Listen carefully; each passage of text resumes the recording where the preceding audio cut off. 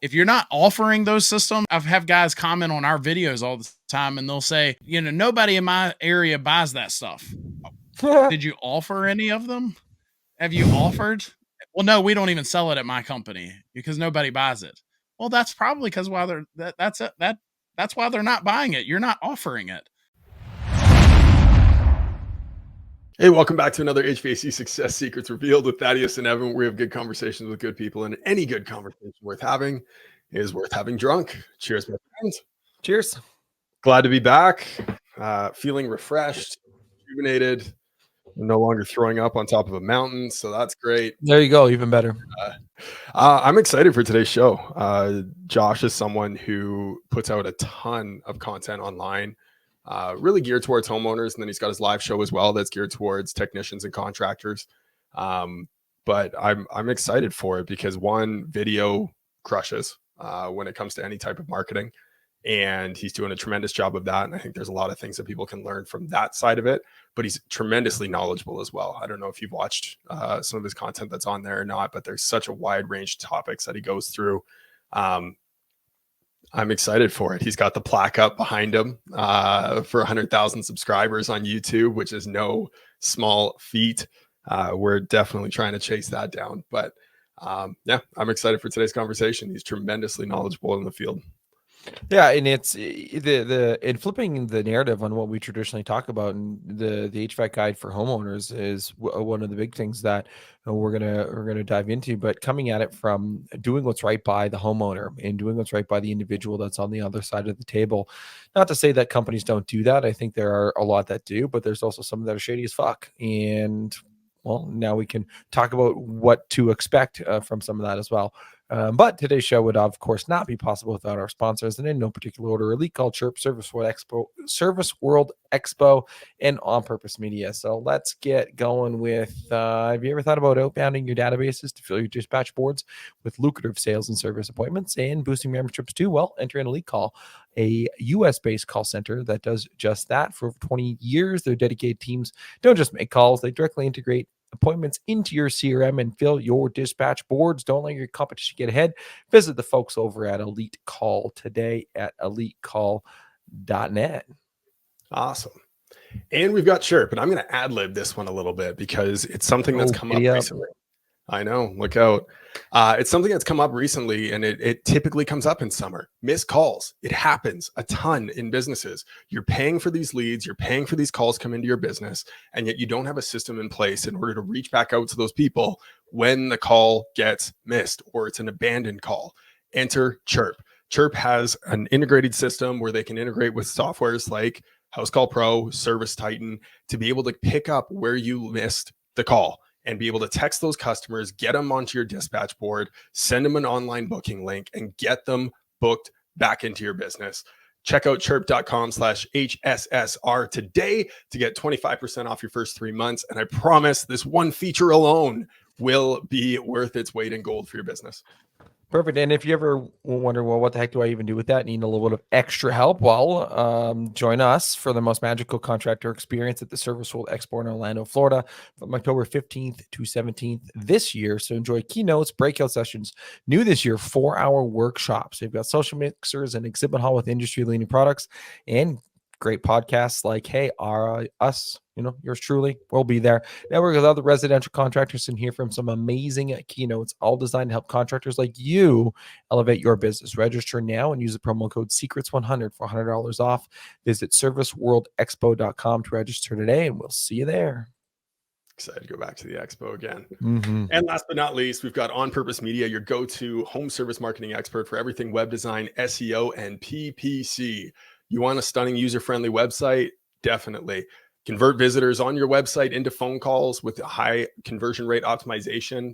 Definitely. And enhance visibility with Google through effective pay-per-click and eliminate that wasted ad spend. It's one of the biggest pain points that we focus on is eliminating that wasted ad spend on Google. So go ahead and check us out at onpurposemedia.ca to start your digital transformation today. Josh, thank you so much for joining us, taking time away from the channel to be able to drop some nuggets here with us today. Walk us through your journey. You ran a company, you sold the company, you're running your YouTube channel. You've been running it for a while now. How did you get into it? Where did the inspiration to get onto YouTube start? Walk us through the journey, man. Yeah, so when I had my business, I owned a heating and air business for 11 years, and I was always looking for. I was a cheapskate. I was always looking for ways to lower the overhead in creative ways. One of those ways was I remember I had an experience with having a radio commercial and how expensive they can be.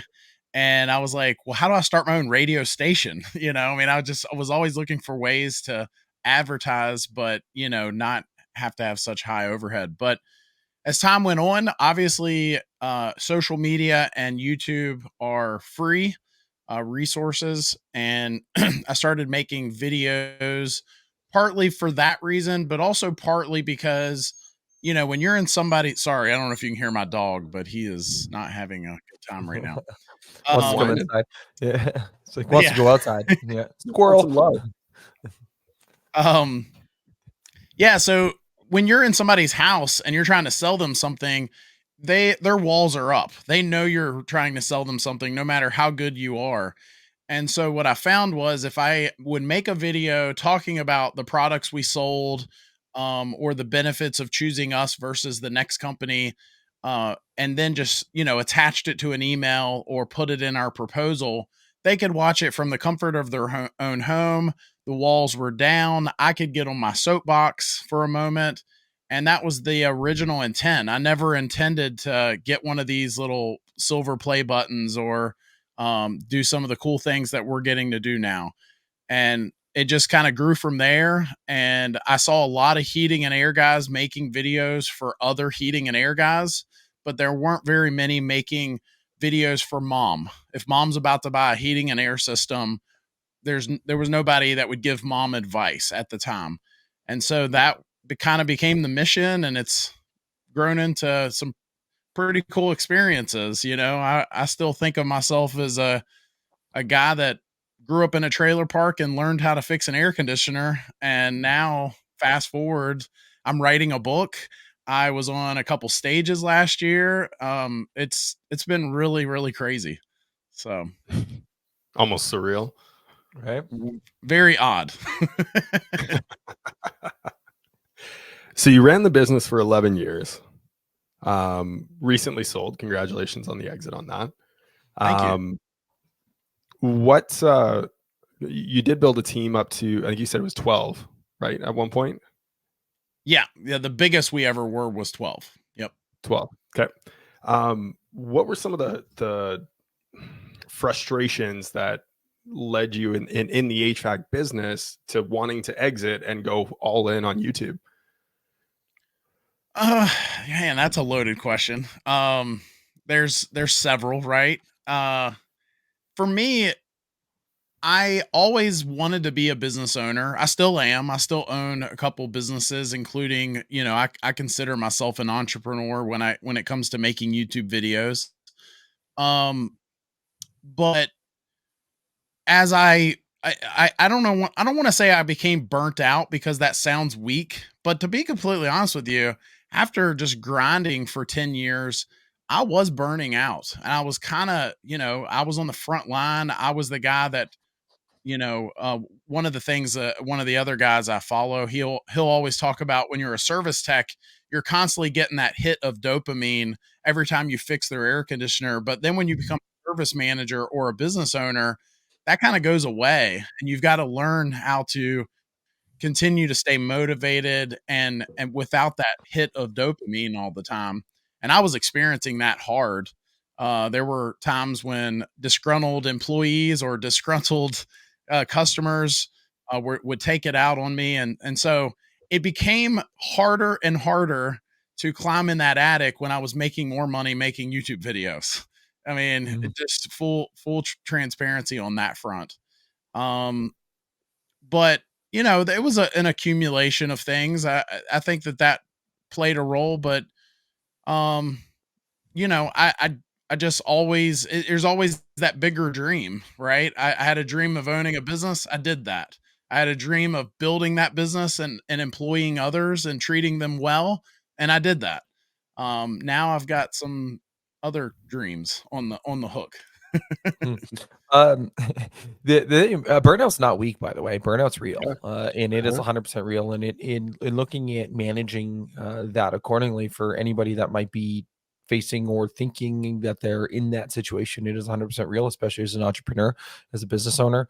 The shit that we deal with on a day-by-day basis is catastrophically different than what other people deal with on a day-to-day basis. Same but different, as they'd like to say in Thailand.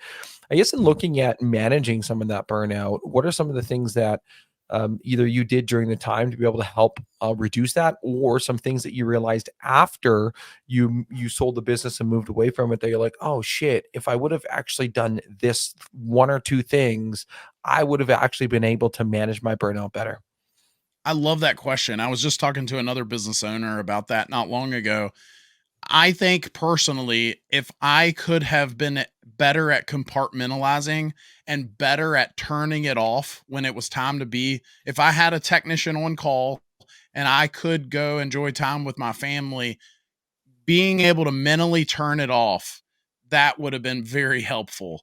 Cause I couldn't, I just, even now that I've sold the business, I still will talk to, one of my employees now works for the company that bought it.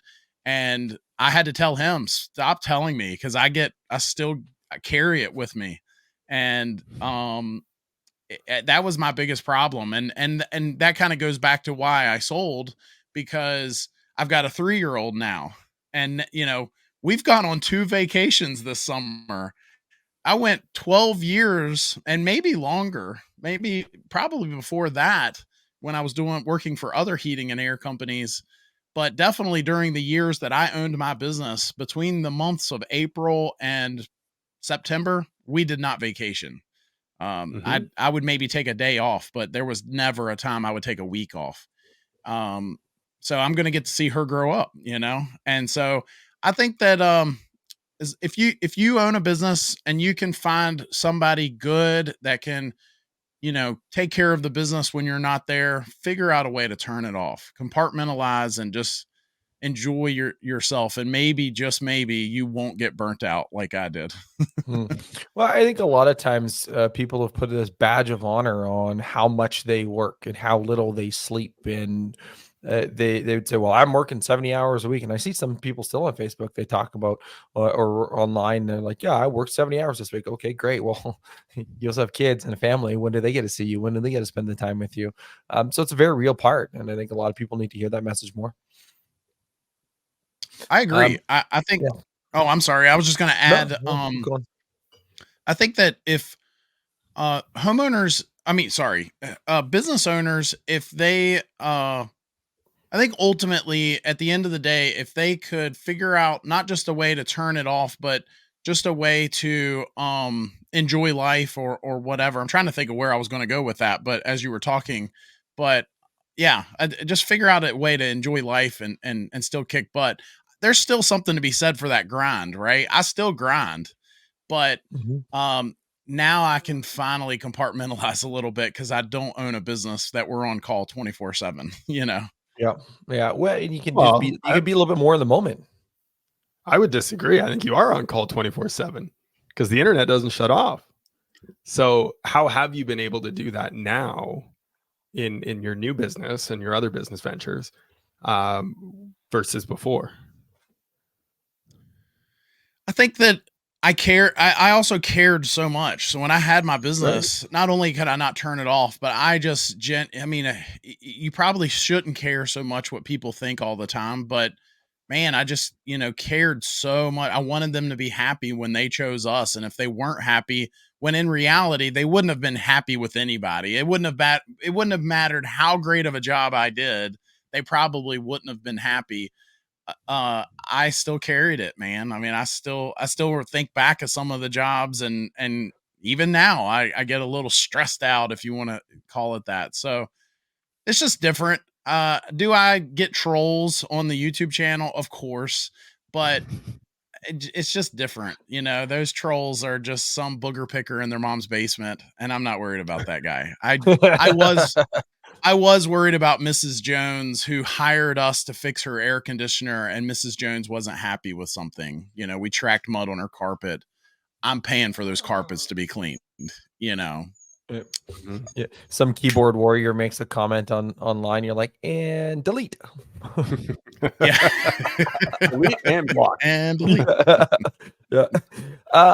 One of the things you mentioned briefly, and I know that you had the inspiring story of growing up poor in your notes and in changing into running a business, being successful now. And I've long since been a believer that sometimes people in their own environments, if they only see that environment, they're never going to be able to grow out of that environment. Now, if they see another environment, they see another way, they could potentially grow out of that environment and into something else.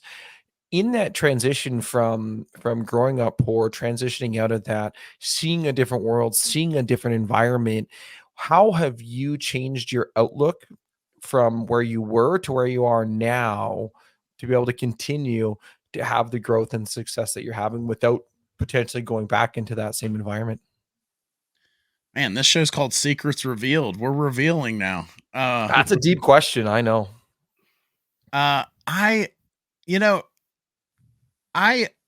hear you on that. I think that there's something to be said for you are who you associate with, right? But I also think that there are some people that they to me, so for me, the way we grew up, and I love my parents, they did very well with what little bit we had. But at the same time, for me, when I would get off of work, I had to do I was not okay. I was never content. Even now, I'm not content. And I've also come to the realization that not everyone's wired that way. Like most people that own businesses or entrepreneurs or whatever, they are who they are because they're wired that way. And God just didn't make us all that way. I've talked to other people who have said, Josh, I probably wouldn't even get out of bed every morning if I didn't have a boss. I have to have someone kind of push me and drive me to produce results. And even to this day, there's never a time where I clock out and then even now I'll have a laptop in my lap if we are relaxing in the afternoon and watching some reruns of Everybody Loves Raymond. I don't know if y'all love that show, but that's one of my faves. And I usually have a laptop in my lap and I'm working on something, trying to make the website better, trying to make something, do something. I'm not content with, life sucks. I can't pay my bills this month, but I'm also going to, get 10 hours of sleep tonight. It's just stop it. No, I love that because that's, I mean, I was in Peru for the last 2 weeks and had an amazing time, but we were in a bus, a big van in between all the different stops. And so I was pulling out $100 million leads. I read through that, took Gary Vee's new book with me too. And yeah, I knew the internet would be spotty, so I probably wouldn't have access to answer emails and do all that kind of stuff. But I had the books with me so that I could be doing something and could be making progress. Because I don't know about you, but for me, it's I always just want to be progressing and moving forward and feeling like I'm moving forward because stagnation is just toxic for me. Absolutely. Yeah. I mean, if you're, I guess you could call him a mentor, a guy that I used to follow, used to always talk about my car is a rolling university. So I could listen to music, and I do from time to time, but I would say 80% of the time I've got you guys playing. I've got I follow probably 5 or 6 different podcasts, and I would much rather do that. I mean, you just never know when that next little nugget could change everything for your business, could change everything for your life, just because, instead of listening to Taylor Swift's new song, you went ahead and listened to, something that could affect your family's life. I think when my little girl was born, it changed everything. Before that, I was a go-getter, but now I go with purpose. I want to know that if I die tomorrow, because I could, that she's going to be okay. And, she is. So. I think it was Brian Tracy talked a lot about that, like your car's your university, and he was also talking when it was tapes before Cassette. CDs. Yeah, cassettes. There we go. And it was listening to his sales closing on cassettes. Yeah, Zig Ziglar too.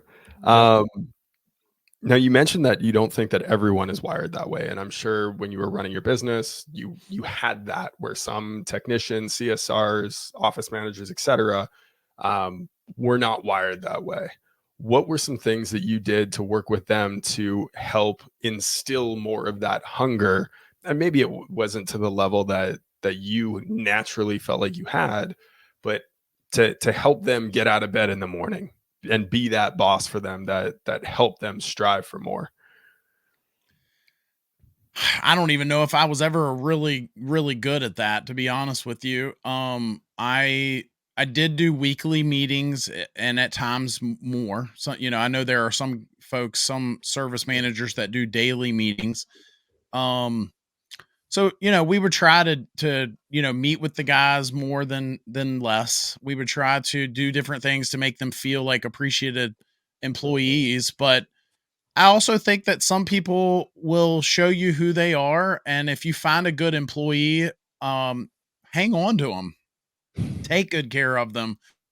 That's one of the things when I did start my business, nobody ever talks about the connections that I remember one of our customers passing away and me bawling during a staff meeting once, and nobody ever talks about that. And I've got a couple of my old employees that they are, it sounds cliche, but they feel like family, even now that the company's gone, they, that you develop that connection. So I think there are lots of things you could do to, help employees along, but I think ultimately if you find somebody that is saying the right things and they're showing interest, and especially in our trade, they're showing that they want to grow in our trade. I think that just nurture them, put more time and effort into them and less time into the guys that can't even bring a good attitude in the morning. Right. And you'll probably get a little further along, taking care of those guys that are, on their way. Sometimes they'll surprise you. Some of my best guys started out and I was like, I don't even think this guy's going to be here a week, and my best guy year after year started out, he knew nothing. He worked for one of those quick oil change places that you pull in and you got an oil change in 10 minutes. Yep. And he had a little bit of knowledge. He had turned a wrench, but he knew nothing about heating and air. And within 6 months, I knew I had one. He was on his own installing his first system. And I was like, wait, I finally found one, Well, the thing that those shops really teach is communication, right? Especially when you're turning the wrench and still communicating with the customer and you're being able to present options, you show the different, right? Like they always show you good, better, best on everything. And then they're talking about upgrades constantly. So from a sales perspective, they're fantastic, and they have to be a little bit technically savvy as well and be able to turn a wrench. Yeah, good point. Yep. Out of curiosity, with the team members that you had that felt like they were more family, did you ever feel like that got in the way of being able to lead and manage them? No, I was always careful. And even now, so I still have an employee that helps me with the YouTube channel and stuff. And I never force them to be my Facebook friend. For example, if they want to friend request me, fine. But I never, I would always give them, I don't know if y'all watched that goofy show on Bravo. My wife likes it. It's called Below Deck, where they take these rich people out. Okay. So there's this show, they go out on these big yachts and there's like 10 or so people that work on the yacht, and they take these rich people out and the whole show is about them fighting and whatever. And it's a reality show. And the captain on there would always say that he intentionally would not go out with them after hours when they're going to go out and have a drink, because he needed them to have the freedom to have a moment to bitch about him and to say, oh, the captain sucks, but I'm going to be at work tomorrow morning on time, you know? And I think that, I think that's healthy. I think we all at times are going to complain about our boss. And even those employees that feel like family probably still didn't love me all the time.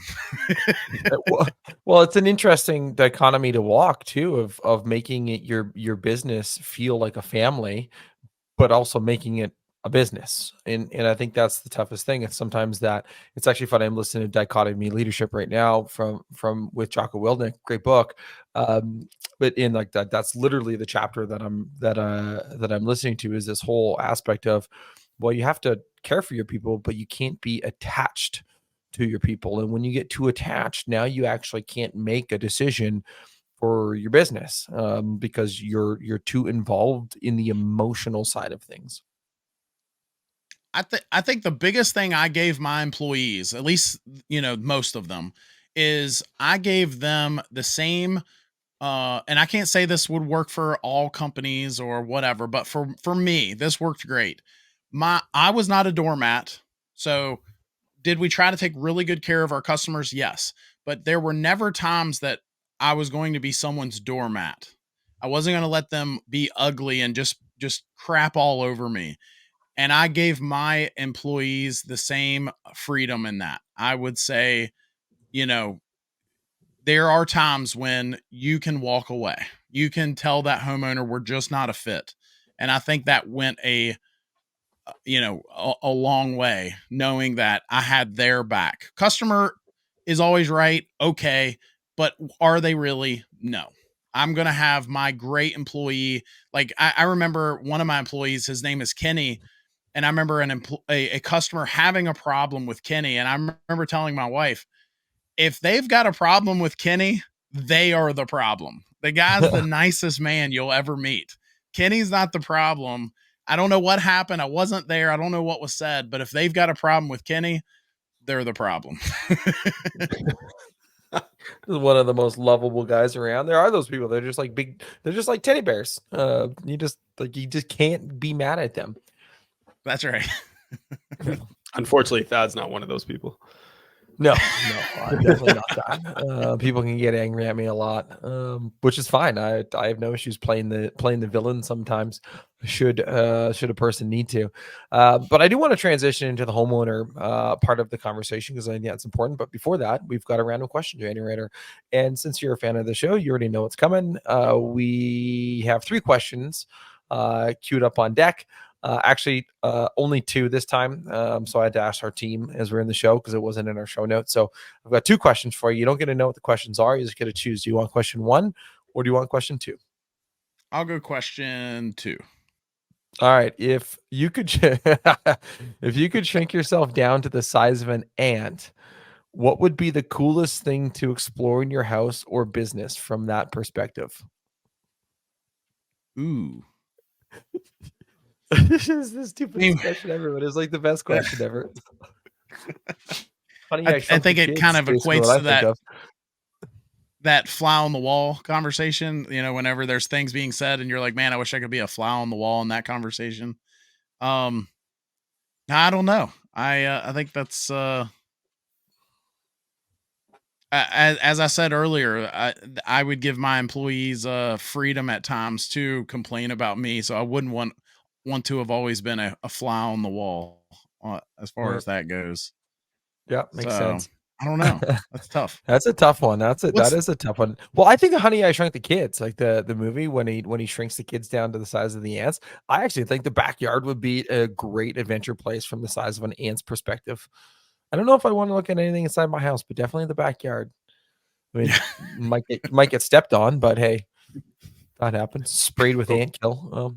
Go crawl through the ductwork of your house.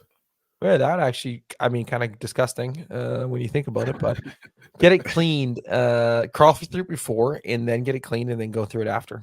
There you go. There you go. There you go. Perfect.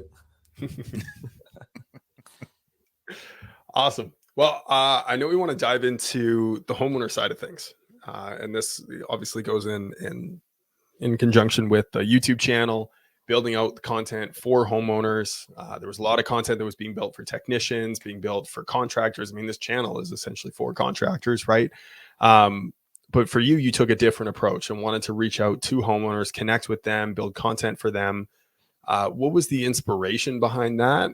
And I mean, you've taken it so much further than I think you even intended to in the beginning. So I guess walk us through a little bit of that thought process, and then where is it lacking today with most home service businesses? Yeah. So as I said originally, I was making YouTube videos just as a sales tool for the company. And somewhere along the way, I remember exactly where I was to this day. This lady called me and she said, "Hey, I found you on YouTube. I'm not in your area, but can I ask you a couple questions? The things you're telling me, I'd just like to ask you a couple questions." And I don't even, to this day, I don't remember what exactly I told her. Probably some 10-second commercial that, that I probably said to every homeowner, but I remember telling her a few things, and I remember her saying to me, "No one has ever told me what you're telling me. Like, no one's taken the time to explain, whatever it is I was talking to her about." And, a light bulb went off. Did I lose you guys? I think my internet is, It's a little spotty, but we doing can hear you. I heard you. Are you still there? Yep. Oh, okay. Yeah, my internet is. So anyway, that actually is the reason I built the website that I built, newhvacguide.com, because I wanted to give. I could have written a book. I could have, but let's be honest, that would have been outdated within a year or two. With an industry that changes so fast, it would have been outdated really quickly. So instead, it's more of a membership site format that we can change and massage as time goes by. And ultimately the channel started to grow a little bit, the YouTube channel, and again, like you said, I never thought it would be what it is, but along the way, just by making a few videos, giving advice to, quote unquote mom, if she was in the market for a heating and air system, I had gotten to 700 subscribers, and I don't remember how many watch hours, but I was on the cusp of getting monetized, and YouTube sent me an email saying, "Hey, if you get to 1,000 subscribers, we're going to send you a check." And that was March of 2021, I think it was. It was 2020 or 2021. But I hammered the next month. Every week I was belting out at least 3 to 5 videos, and in every video I was saying, "Please hit that subscribe button." By May, they sent me that first check, and the rest was history. I stopped doing all the other things I was doing. I was doing a podcast at the time. I stopped that, and I went all in, put all my eggs in that basket, if you want to put it that way. Well, I think did you frame the first check? Did you keep it? No, it was bigger than I thought it would be. So I guess you couldn't frame it. Yeah. And I guess they could have done the mobile payment, like the mobile deposit from your app, and then kept the check. But hey, that would have been forethought. I should have done that. That's smart. I think, like, just to acknowledge the work that you put in. I mean, YouTube, long form videos on YouTube is the hardest platform to scale right now. To grow in 2 years, 3 years, from 700 subscribers to 140,000 subscribers is a tremendous feat. So I definitely want to acknowledge that, because that's huge, dude. You've done some amazing work. But again, it's a testament to the consistency, right? Anything done well consistently over time is going to perpetuate results coming back to you. And putting out 3 videos a week on YouTube that are well edited, that are full of valuable content is not easy. So hats off to you on that. Thank you. It's been fun too, but yeah, no, I appreciate it. Yeah. Go ahead. All right. Well, in terms of from a marketing perspective for business owners, for contractors, trying to reach and connect to homeowners, I mean, that was the approach that you took with it. It's something that we've seen is kind of lacking in the market. A lot of focus is on profitability. A lot of focus is on, sales. And you hear that with a lot of the PE that's come into the industry now, where technicians are unhappy because it went from being a family company to just focused on sales now. And there's a big disconnect between helping homeowners. And I think technicians still live there, and they truly do want that for homeowners. How do we as an industry get back to helping people and that being at the core of what we do? Man, that's part of it, right? I mean, I think that we have multiple voices in our industry. Some are pushing for, hey, we need to get back to some traditional values here. And then we have others that are glorifying, pushing how many sales can I push every month? And I don't know what the answer is, because the people that seem to push the message of, hey, I sold this much money last month, they're the ones that get rewarded at the end of the day. Right. They're so that, I think, all in all, it's tough. I think that character is who you are when no one's looking. And I think if you are somebody that can sleep at night, knowing that you probably took advantage of Mrs. Homeowner, I can't change that. To me, that's how you are at the core, right? But if you are one of those guys or gals, lady, that, wants to do things right and take good care of people at the end of the day, I genuinely believe that at the end of no matter what your religion is, or I think those things come back around. And if you're taking good care of people, those seeds will pop back up at some point. And I think you just got to have that kind of an attitude. Things will come back around. Well, and I think it's also partly the loud ones are always the ones that are talking and pumping the sales aspect of things and the revenue and profit and et cetera. I mean, don't get me wrong, profit's not a dirty word. In fact, you should be going for 20% profit in any you're business. Not running a business to be a charity. No, you're not an accidental nonprofit, is what I always say. Like, I'm running a business to have a profit, right? And that's why everybody else should be running a business to have a profit, and understanding that profit and customer service go hand in hand, right? When you have great customer experience, well, you can also get a great profit. But the other thing, and I read this stat, and I don't know, I can't remember where it was from. So forgive me if this is an inaccurate stat, but 90% of HVAC companies are $2 million or less. And it could have been home services, but 90% of companies are $2 million or less.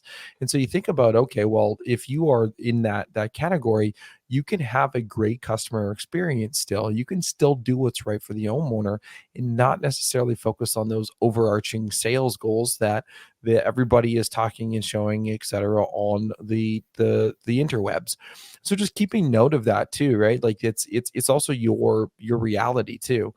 Not everybody needs to be and wants to be a $10 to $20 million business per year business or greater than that, which has to have a sales machine element to it. Yeah, I'm not trying to villainize. I really don't want to. No. Yeah, I mean, there are certainly people out there that are bad apples, but then there are some good apples out there that, by gosh, they're good apples and they should be paid as such.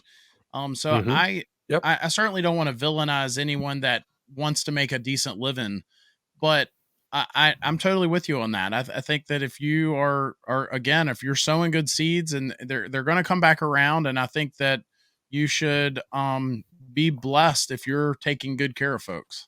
Mm-hmm. Well, I always reference, I mean, Tommy Mello is a good example. I mean, it's a 9-figure per year business and has the Google reviews to back it up. And I'm sure he gets some bad complaints, just like any business has some bad experiences and bad complaints and et cetera. But he also takes care of his people. And he also makes a profit. I think another one I think of is Billy Stephens, right? And what they're doing in Dallas and Billy Go and the reviews that they get. Well, he's also he's open about it. I think he's like a 23 or 26% net profit in his business. yet he's still a great machine behind it and taking care of the customers. Yeah, I think and that's any the big good thing, right? Is taking care of the people. And I guess in referencing that and looking at that, and I'll actually ask a question versus me just saying something and then leaving it open ended, which I do sometimes. But looking at, okay, I'm a company and I'm of the 90% grouping, and I want to make sure that I can do right by Mr. Homeowner or Mrs. Homeowner, Mr. or Mrs. Jones, however you want to phrase it.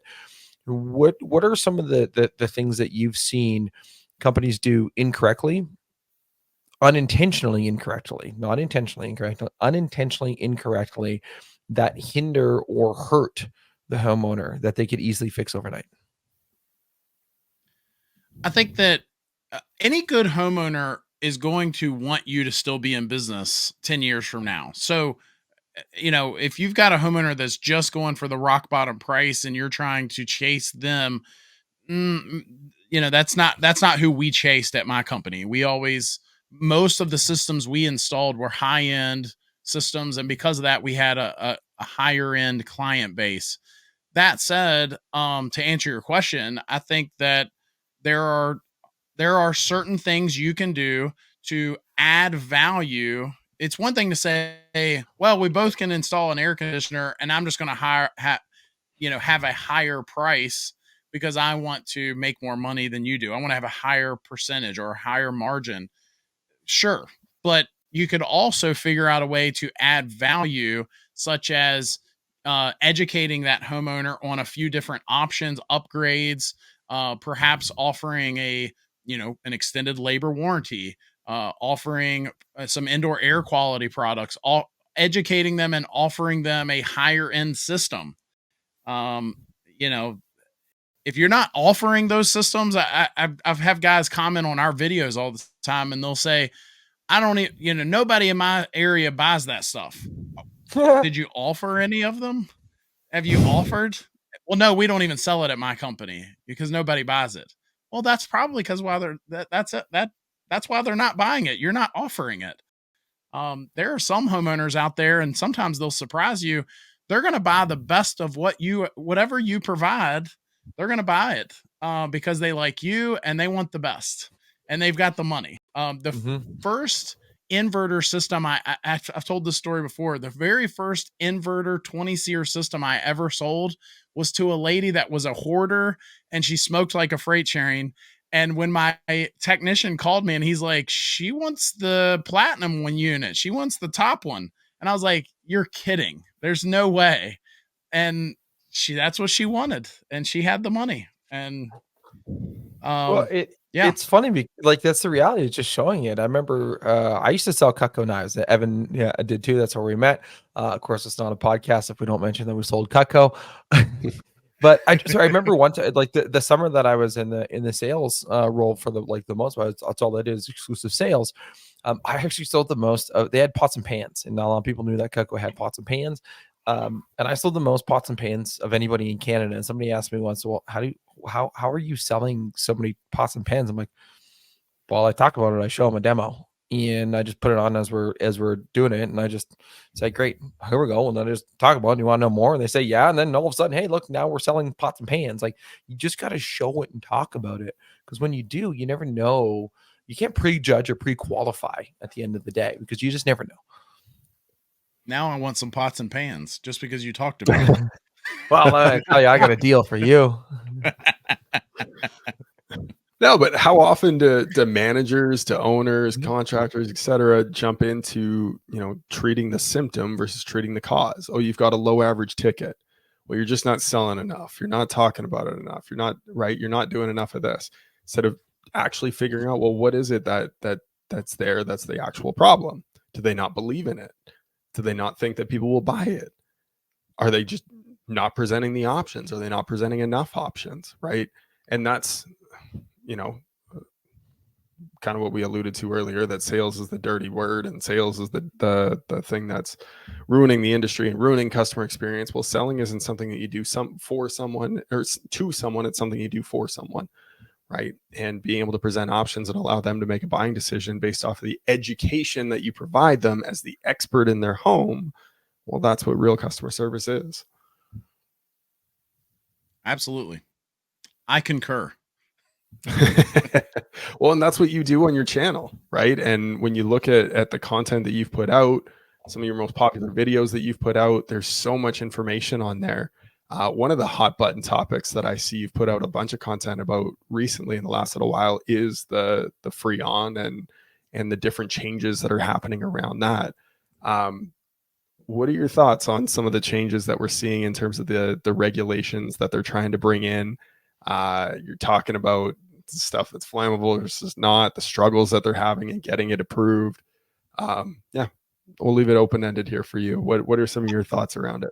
Oh, I love this topic. It's the one thing I could definitely get on my soapbox on, because there's a lot of guys in our industry that hate change, right? And so Yep. I'm sometimes with them. I'm not in love with the new CO2 ratings that came out a couple years ago, right? I'm not in love with them possibly. I can't speak for Canada, but down here in the States, there's this push in certain states to get rid of low efficiency furnaces, right? So I can't speak to all of that, but this one change right here, if there is a technician listening to your show, this one change, us bringing in A2L refrigerants, they just became more valuable over the next 3 decades than what they would have been without this change. I'm not talking to homeowners here. I'm now talking to the technician. In a world where we're constantly told we're not worth what we say we are. I can buy that online. I can buy DIY units. In a world where we're constantly told we're not worth what we say we are, that we're not allowed to drive a nice car, right? One guy commented on my video because I have a sunroof in my car in one of my videos, and he's like, "This jerk's driving a nice car. You can't trust him." You know? So in a world where we're constantly told we're not supposed to make what we're worth, maybe, just maybe, you should be happy, if you're a good technician, that these things aren't quite so safe, that you need to know what you're doing. Should you be fearful of these new refrigerants? I think no. If they've been using them in other continents for decades, I think we're going to be okay as a first world country, right? But do we need to be serious about them? Should a homeowner be finally hiring a professional to work with these refrigerants? You just became more valuable. If Mrs. Jones is about to buy a house and she sees one of those crap DIY units on the side of that house, and she knows that there could possibly have mildly flammable refrigerants flowing through those lines, maybe, just maybe, she's going to call you, Mr. Technician, that knows what you're doing and you're doing everything properly. She's going to call you to make sure everything's right. And should you be excited about that? I think yes. I think that for the first time, you should be excited about a change in our industry.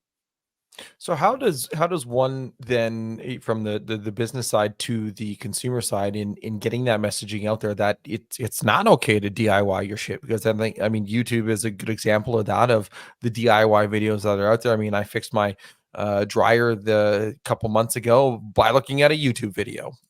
I mean, luckily I unplugged the dryer first, so I didn't electrocute myself. You didn't get stuck in it? I did not get stuck in it. Although the other day, one of the kids closed the other kid inside the washing machine. So we had to talk about that one, saying, yeah, don't close the kid inside of it. So, but like, how do you get the message out there, right? How do we educate more? And obviously your channel is one of those ways to be able to do that. But how do you get that out there to the masses to say, hey, these things are coming down the line. You should not do this yourself. I think at the end of the day, there is this line, right? So there is this line of there are some things that homeowners can do and maybe even could do to save money. And then there are things that they probably should not be doing if they're not a certified licensed technician to be doing those things.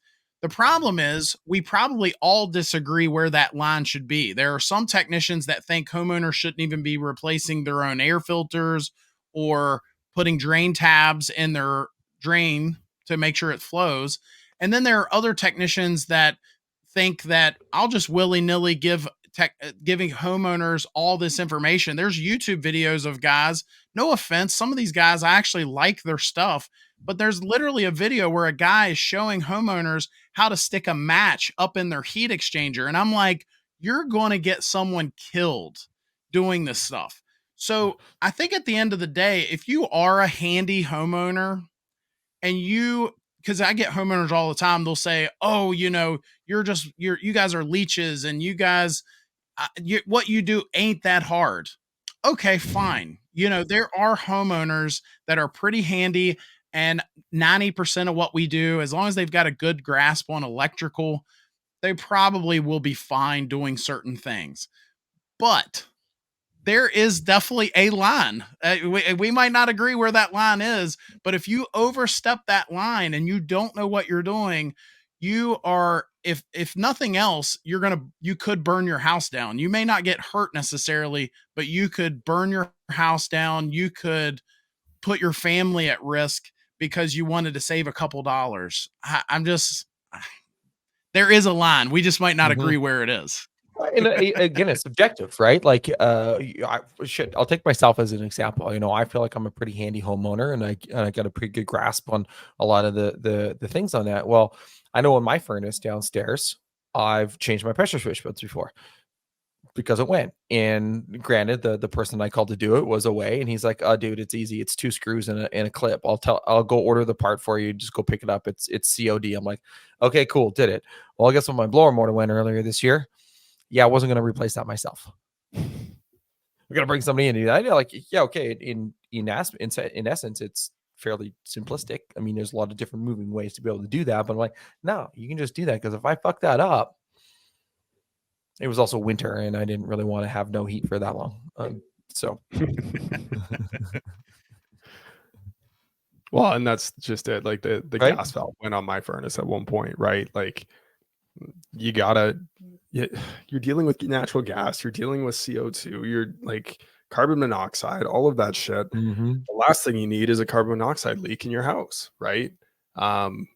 Yeah, there's certain things that you just don't touch. The refrigerant, you burn yourself. And I've seen the pictures of the guys with blisters all over their hands, even with the refrigerant that it is now.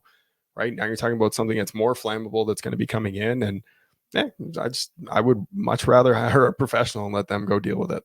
Right. Well, peace of mind. And it's also like roofing. Or like, can you replace your own roof? Yeah, sure. Well, what's your time worth too? Like, that's the other part. How much time are you going to invest and you're going to suck into it? And so some people think that, well, I'm going to do this myself and I'm going to save a few dollars. Well, no, you just spent extra time away from whatever else that brings you pleasure. And maybe this brings you pleasure. Sure. Maybe it doesn't. Maybe you're just doing it to save some money, when in essence, it doesn't actually save you money in the long run. Yep. It's the accountant versus the economist time. I always look at that as 2 different things. The accountant looks at time specifically from a dollar in, dollar out perspective, while the economist looks at it as what is your value and your time worth to be able to do it. And there's 2 different looks at that. Correct. Here's an interesting topic. So Ryan on YouTube here said it's tens of thousands of dollars. Sometimes price gouging is real. In the HVAC industry, seen it firsthand, and definitely, by the way, Ryan, it absolutely does happen at times. That's why it's important to find a good contractor that prices their work appropriately. But even with that, there still is a balance, right? Because you could hire the cheapest guy in town, and I'm a firm believer, as someone who sold Cutco, good stuff isn't cheap and cheap stuff isn't good. So there is still a value there of paying a premium price to get a premium service where now there's no callbacks, right? They're not screwing it up. They're doing a thorough inspection. They're looking to see, are there going to be other problems that could arise? And it's not just this one fix that's going to solve the problem, but is there other things that are going to create more problems down the road? Absolutely. I mean, you're the HVAC tech, so. Yeah, again, I'll just say it again. I think we can all agree and I think you're right. It's not objective; it's subjective. That line is different for every homeowner. That line might even move because there are certain guys in our trade that are more expensive, or maybe they're not quite as good at what we do. Right, so that line might move a little further towards the homeowner doing certain things. I think you could argue different situations. That line is definitely there. And I think at the end of the day, if you're a more handier homeowner, you could probably do some things like replace a pressure switch. But then there are other things where maybe, just maybe, it's, I agree, it's not a couple dollars. It's also not tens of thousands of dollars. We're talking some repairs can be $1,000 or $2,000, but maybe, just maybe, you might want to still pay for it because you might end up paying for more in the end if you don't get it done correctly. Right. And I think where potentially that's going tens of thousands sometimes is the in the gouging aspect of things is the upsells and the add-ons and the pluses that somebody comes in to look at. It's building the option tree or the wish list or whatever you want to call it, depending on who your sales trainer has been, writing down everything that they say. And so if you're to look at that and you're saying, okay, well, I've got a quote here for $26,000 to replace my AC unit, the fuck? Well, hey, how about let's walk that back a little bit and let's say, did you go get a second and a third opinion? And how in line are those prices? Right? You're like, I've always been told, go get 3 quotes. When I was managing condos, go get, if you don't like the first one, well, and you don't trust the person, well, then go get 2 more quotes to be able to validate the pricing. Now, if you get 3 quotes and they're all completely out to lunch, well, then go get 3 more and see where the price falls, because now you're going to see some form of certainty. I mean, for the most part, pricing should be ballparkish the same, give or take, depending on the company. Right? You got one person in a van. Well, yeah, guess what? Their pricing is going to be lower because they don't have the overhead. Right. You've got a big company, $10-20 million. Well, they've got overhead. So their pricing does have to be a little bit higher, but now you should have a better customer experience because it's not just one person. And so there's that blend too of understanding the type of a person that you're purchasing from too. Right now, we're talking on the homeowner side, like, who are you buying it from? What is the company, right? How does that company make you feel? Do they have a very nice truck wrap? Do they have all of their guys and gals come into their home nicely clean, dressed, company uniforms, all those things, and putting booties on, putting a mat in front of your door when they walk in? Are they cleaning up? If they're doing an install, are they buying the rolls of cardboard to be able to roll down if they are coming in and out of the house with their boots on? Are they doing all those small things? Because when they do all those small things, yeah, you're paying for the premium service. It's like, I can't remember if it was Brigham that talked about it last time. I mean, you look at the car manufacturers. Car manufacturers picked up on this in the very beginning. GMC and Cadillac, guess what? Same company, different logo, different experience. Toyota and Lexus, guess what? Same company, different logo, different experience. And so understanding that too, of the price point of what you're actually purchasing as a homeowner, are you wanting the high-end experience? Well, it's going to cost you more. I concur. I went on a rant there. One of the books that I love, and we'll touch on this really quick, and then we'll wrap things up here. But one of the books I love is They Ask You Answer, which the whole premise of the book is how do you build content that's going to truly answer the real questions that your customers have on a daily basis. And I think that your channel really does hit on this, and it did when you were running a business, and it still does today. Of being able to meet customers where they're at and be able to educate them and arm them with the information that they need to make a great buying decision. What is it that you feel like companies can do better to try and follow in your footsteps when maybe they can't break through that YouTube algorithm the way that you have now, but maybe they could in another way to be able to meet customers where they're at?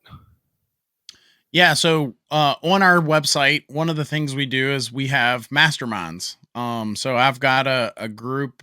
I've actually got 2 groups, but one in particular where we have said, hey, they've almost kind of taken the bull by the horns, and they are each making their own videos for their company. And the thought process is, and that, you want to talk about secrets revealed. If there's a pro out there that hears this, I think it could change their business. There are areas of our country, of our continent, really, that there are literally no videos for that area. So if you take, let's just say a city where if you go to Google and you say, okay, HVAC contractors in Chicago, Illinois, you're going to get a plethora of companies that pop up on Google Maps or on Google Business.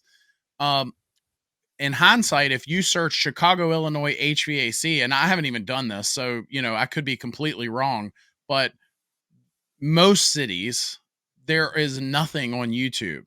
And so I think that if you are a good company, you could hyper target a certain market to where if they search their city and they're looking for different keywords, furnace, HVAC, whatever, and they see, your face pop up every time they're searching any of that, there is a huge opportunity there for, this isn't something I created. There are real estate professionals that have done a really good job at this and changed the trajectory of their businesses, because if you search real estate in that city, you see that real estate agent pop up constantly. And I think that that's not done enough. So I don't know if that really answered your question, but I think that's a huge opportunity. I think a lot of pros could not just, have more money come through the door, but ultimately they're also going to be seen as a professional. It's going to add credibility, right? If somebody in your city just keeps seeing you pop up every time they search anything revolving around their city and that problem, guess who they're calling? They're calling the guy that, or gal, that is in their feed. So. Well, and here's the other part that it does in terms of the marketing side of things from the marketing agency, is that if you have those videos and you're working with a marketing agency, well, now you can take those and you can embed those onto the website. You can create blog posts out of it. And you can also throw those up on the old TikToks too and do the exact same thing. And now you're leveraging something that you created for one platform, YouTube, search engine, by the way, for another platform, TikTok, search engine, by the way. Oh, hey, and you're putting on your website to be able to please the Google gods. Hey, search engine, by the way. Now you're taking that one piece of content and doubling down on that, tripling, quadrupling down, because you're putting in multiple different places. Yeah. That's the other part on the business side, not just the tech. If you're the business owner looking at that, that's how you can leverage some of those things. Evan, you're going to say a thought? Yeah, it was doubling down on the same aspect of being able to connect with people where they're at. So start the video, wear a Bears jersey, right? If you're in Chicago, for example, right? And then you start off with like, my God, was that game frustrating. Anyways, hey, it's Josh with Griffin Air.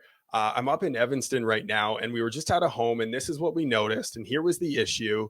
If you're in Evanston too, and you have the same kind of issue, chances are here's what the problem is. Try this quick fix. If that doesn't do it, call us, because it's something that's more complicated. Now you've created real content. You've helped people. You've connected with them on that local level, and you've created a call to action at the end of it in case that quick fix didn't work. That was simple to do as a homeowner. It's something that I've seen some different business owners do in other industries, and I think it's something that works tremendously well with connecting with people. There you go. Yep.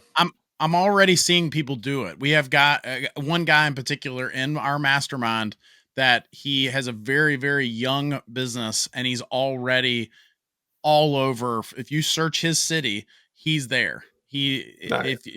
So on the number 2 most searched website in the world, Google being number 1, YouTube being number 2, he is there. If you search for any word that has anything to do with HVAC in his city, there he is. Well, and on the Google leaks that happened, what was it, a week and a half ago, 2 weeks ago now, the number one thing that it talked about when it comes to local search is video. Making sure that you've got video on your website, making sure that you got the proper schema to make sure so that people know that this is a video site and there's video on the site. Incredibly important for local search. Mm-hmm. I'm sure that we can keep going, but we do want to be respectful of the time, so we'll wrap her up here. So if you want to check out more information on where to find Josh, newhvacguide.com is one way. The YouTube channel, youtube.com/@newhvac guide. And he's also coming up with a new one, youtube.com/@ HVAC Guide live show, which is super important there. For those that are watching on his channel, though, hey, guess what? Head on over to ours, youtube.com/@HVAC Revealed. Hit the subscribe button. So we'll do a little bit of subscribing back and forth for our viewers. But as we do let's wrap see if up, we can get Josh up to 150,000. He's almost there. There you go. So Thanks, as we guys. do wrap up, we've got one last question here for you though. What is one question that you wish people would ask you more, but don't? Oh man, great question. I will, if it's okay, I'm going to spin that, and I wish they would stop asking me what the best HVAC brand is. Stop caring so much about what the brand is and care more about finding a good contractor.